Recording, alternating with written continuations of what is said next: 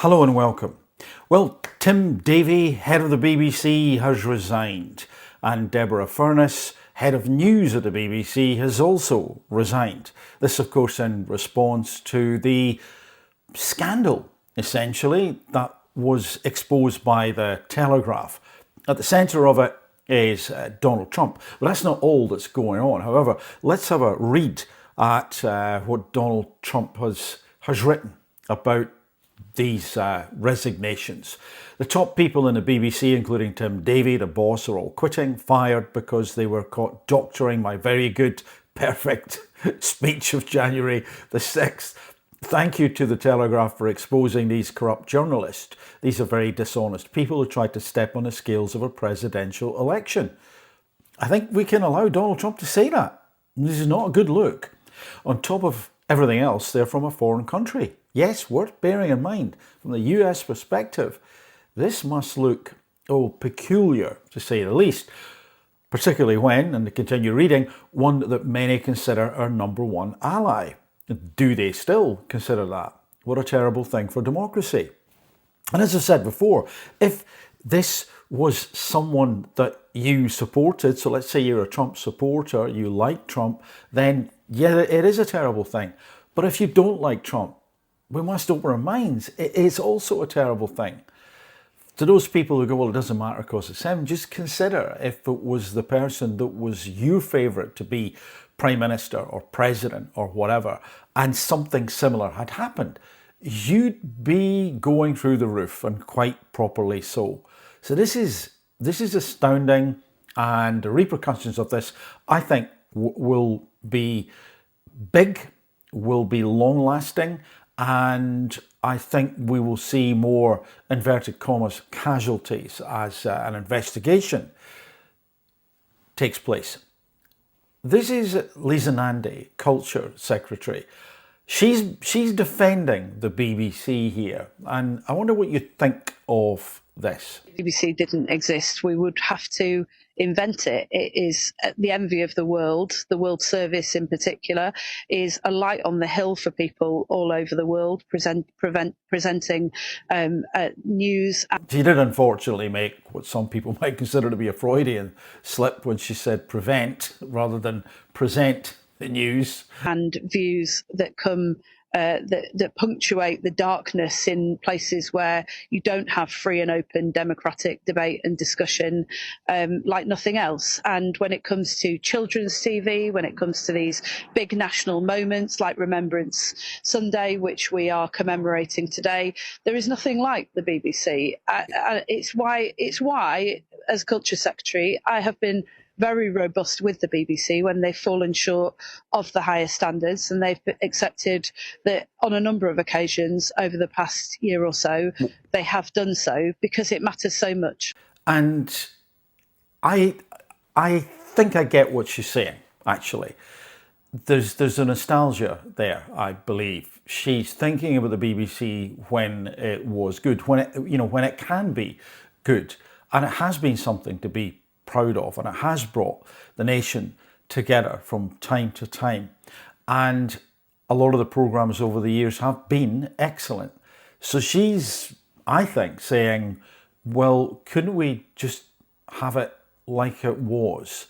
Maybe, who knows? Time will tell. The world has changed, but time will tell. 6 p.m. statement UK time on a Sunday. They've had a busy weekend, clearly working out what to say. And then I was with you today at lunch, and I had been messaging the White House, of course, all week about this because we were all very keen for a response.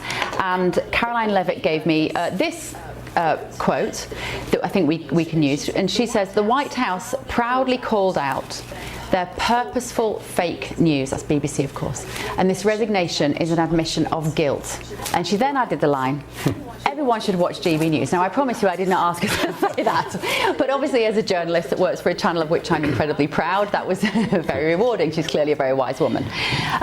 Now, make no mistake, if GB News were not aligned with what the Trump administration would like to see people aligned with, then not only would they not be getting such praise, they would also be vilified. And what else would you expect, really? And again, this is not, of course, unique to the Trump administration, but it is absolutely fascinating to see that the White House are basically saying the BBC, forget it.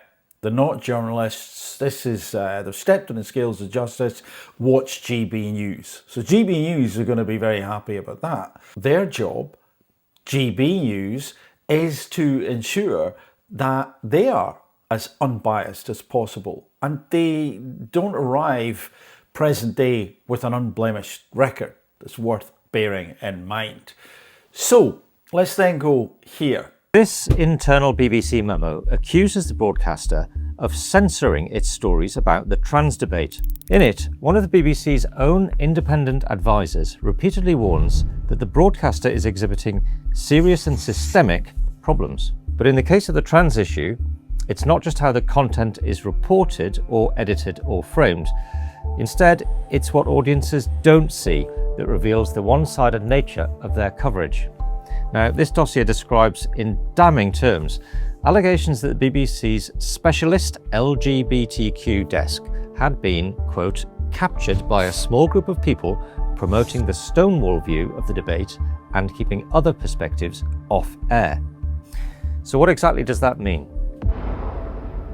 Well, the way the BBC works is that different news programmes have to share a pool of reporters rather than having their own dedicated reporters, which means that for stories about LGBTQ issues, they have to use reporters from the LGBTQ desk. Crucially though, the report claims that those reporters refuse to cover any stories that raise what are called difficult questions about the trans debate. Now, this was even the case when those stories were widely covered by other outlets.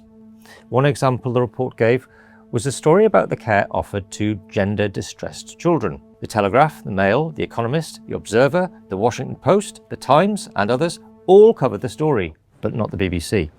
In fact, the dossier goes as far as to allege that the BBC shares a constant drip feed of one-sided stories that celebrate the trans experience without adequate balance or objectivity. And that isn't journalism.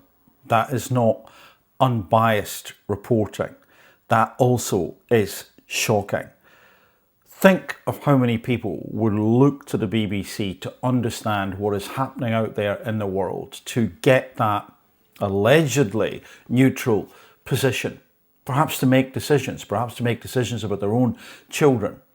And what we're hearing there is that this was not a properly balanced presentation. It was weighted in favour of one particular perspective, but it is one of more than one.